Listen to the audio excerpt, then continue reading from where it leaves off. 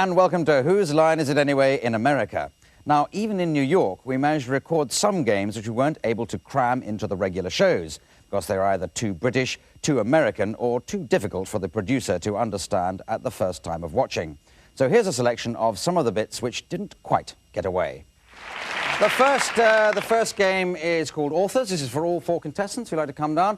What they're going to do is make up a story suggested by somebody here in the studio audience, but each of them is going to use the style of a favourite author to do their segment of the tale. So, Greg, which author have you gone for? Zane Grey. Oh, like he does westerns, cowboys? American cowboy author. Oh, jolly good. OK, then, so George. I've selected the various authors of the Bible. The Bible, oh. Well, I think there's only one author of the Bible, but it's a good book. Oh, well, the good book. Now, Ryan. Tony Esposito, who writes for the National Geographic. Oh, well, who doesn't? And Mike McShane, who have you gone for? An American greeting cards author. Oh, right. All right, so high up on the intellectual scale there. Now, what was? Can somebody suggest the title for this story? No, you can't. That's a shame. Somebody around here. 3 Men and a Duck. 3 Men and a Duck. Oh, dear. Well, I'm a bit worried about the rhyme scheme we'll be aiming at towards the end of the story with Mike, but there it is. I suppose luck is the obvious one to go for. Now, so 3 Men and a Duck, starting with you, Greg. Okay. Arizona Slim rode side saddle, because he was that way. He went across the mesa galloping on his enormous duck, Quackster. He saw some Indians in the distance. Quackster, ho boy, said Quackster. Look in the distance, Indians, I think. And they prayed unto the Lord, bring us more ducks. And more. And so one duck begat another, which begat another, which begat another. And soon... But they weren't any ducks. They were the lost ducks of the Inca civilization. They would worship wax figures of Jose Ferrer and bathe in the fat of the mighty anaconda. To a very special waterfowl. You've been my friend, you've been my duck, for everyone to see. You've been even quite biblical, from Genesis to Deuteronomy. But all in all, you've been a friend, and most of all, a duck. So bend over and show me what you have, for there's a lot to pluck. Okay, come on down. Josie, do one now. Anyone have a suggestion of a style? Well, hang on. Don't all join it. Okay, do country, okay. All right, take it away. Josie Lawrence, singing about a refrigerator and style of country. Well suggested round there. Okay. Where you go?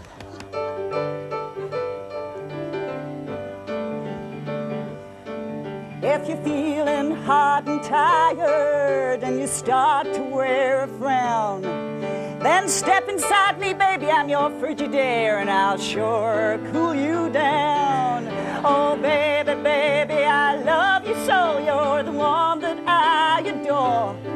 But if you step inside this Frigidaire, baby, then you won't get out no more.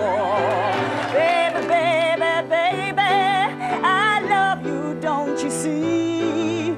Yes, baby, I'll spell out the word I see. Very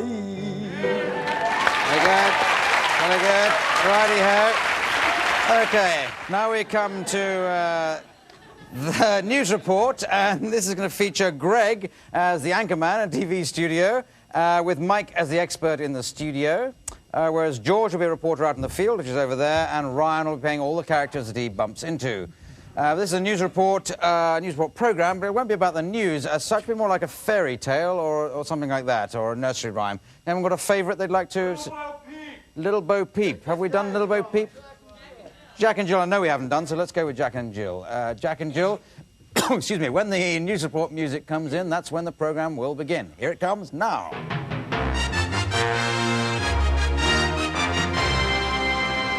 Good evening.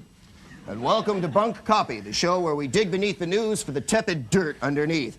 Jack and Jill went up the hill to fetch a pail of water. That's the story here today. Kids, water, it's tragic and it happens. We have with us the next one. Dr. Omar Hamster Cheeks. Doctor? Hello. These are just one of the many innocent children that have fallen prey to the hill climbing, the water dipping, the crown falling. It's an ugly thing, and it's been happening all over Europe as You're well as absolutely America. right, Doctor. We have George McGrath out in the field now with the keeper of the well.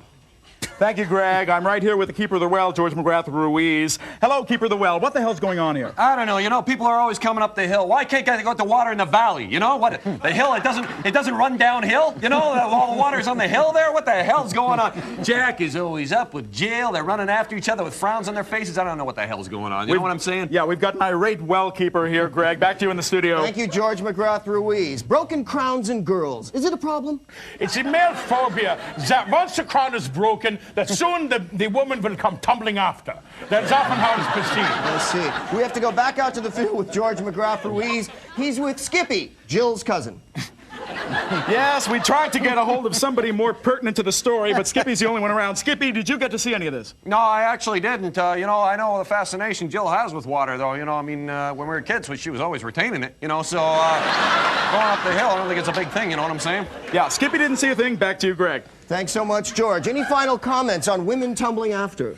I think that it's important for men to understand that tumbling after is very important, but the rest of your relationship may pale by comparison. Thanks so much. We'll be back next week on Bunk Copy. Tune in then when we do Tomatoes, the scandal underneath the vine. Okay.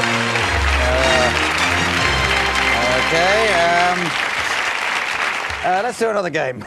It's called Helping Hands. This is from Mike. I'll be acting this with Ryan. If you'd like to come down, you two.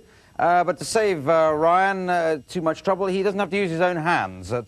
But Colin will be providing the hands. You'd like to insert your hands in the appropriate place.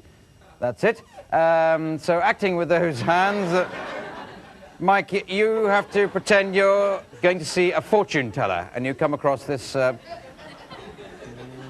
beast of two backs. Arcana, Mystic Master of the Orient? Hello, just a moment. Just a moment. Does that mean you're in like Congress was from some spiritual realm of the other ether or something? I was in a trance. I was in a land far, far away. But hello, I'm sorry, I am Rakal. Uh-huh. Oh, I see things myself.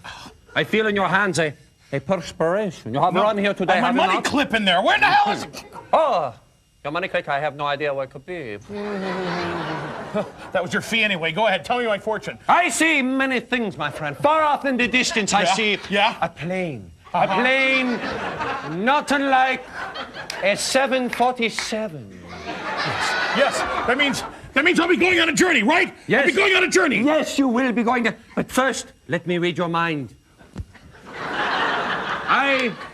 A woman, a big-breasted woman, has left you recently. Yes. She has run away. Yes. She had long flowing hair. Yes. And she liked to box. She loved to box, but not any boxer. She liked to box with one hand. Grandmother! Your grandmother. Yes. She's coming to me now. She hasn't taken over my body. No. Grandma. I feel awesome. My grandchild, my big puffy cheek grandchild. I see many things in store for you. Many things. Where did you hide the money, you old trout? The money. I put the money in a place where you'll never find it. Great help. That's why I killed you in the first place. Okay, let's end there. Thank you very much. Thank you. Very good. Okay, right. Now we go to a game called World's Worst. This is for all four contestants. I'd like to come down to the world's worst step, and they have to think up examples of the world's worst person to sit next to you in a cinema or a movie house. So just as you think of them, I'll buzz you when I've got the idea. Yeah, it's a shame I have to bring my own Limburger. Oh, watch this scene. This is where he kills her. He's going to kill her now. Yep. Nothing like a fine movie and a good barbecue. I'm sorry, I just got out. There was an explosion at the glue factory. You know, we saw the same movie for years when I was in jail. Could I have your popcorn bucket, please? You don't mind if I bring my totem pole, do you?